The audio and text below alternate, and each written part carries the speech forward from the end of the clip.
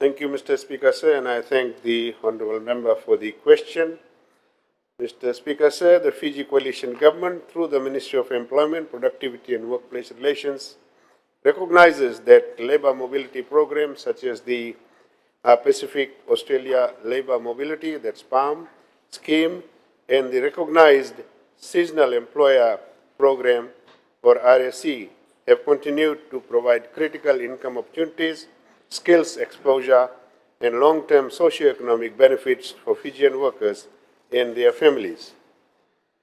Mr. Speaker, sir, while these labour mobility programs deliver strong economic outcomes, the government is equally mindful of the social realities faced by families, particularly during the period prior to departure, when workers are awaiting recruitment, selection, and mobilization. Many registered clients experience uncertainty related to family preparedness, childcare arrangements, financial planning, and emotional readiness for prolonged family separation. Mr. Speaker, sir, it is against this backdrop that the Fiji Family Focus Program was introduced.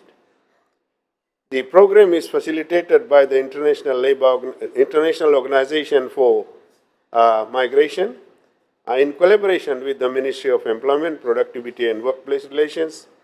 The primary rationale of the Fiji Family Focus Program is to ensure that labour mobility is family-centred, well-planned, and socially responsible, even before a worker has formally completed the selection criteria prior to being mobilized under the National Employment Centre facilitated PALM and RSE schemes.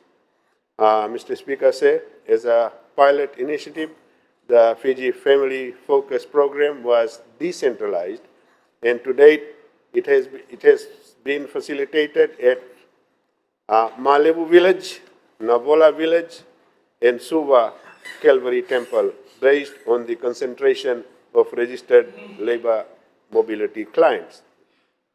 In total, the program engaged 91 participants, inclusive of clients, spouses, and family members, of course, and caregivers, who play a key role in household stability during overseas employment. Mr. Speaker, sir, the Fiji Family Focus Program is particularly important before workers complete the selection criteria for mobilization under the labour mobility schemes. At this stage, registered clients often remain on a NEC databases for extended periods, during which time families are uncertain about timelines, obligations, and their respective roles. The program addresses the gap by 1. Preparing families psychologically and socially for the possibility of overseas employment, clarifying expectations around family separation, caregiving responsibilities, and communication. 3. Supporting informed decision-making by both workers and their families prior to contract acceptance. And 4. Reducing the social risks associated with sudden deployment once recruitment takes place.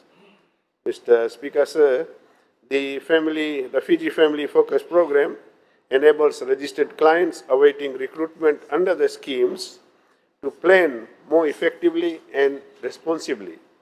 Through structured family sessions, clients are supported to 1.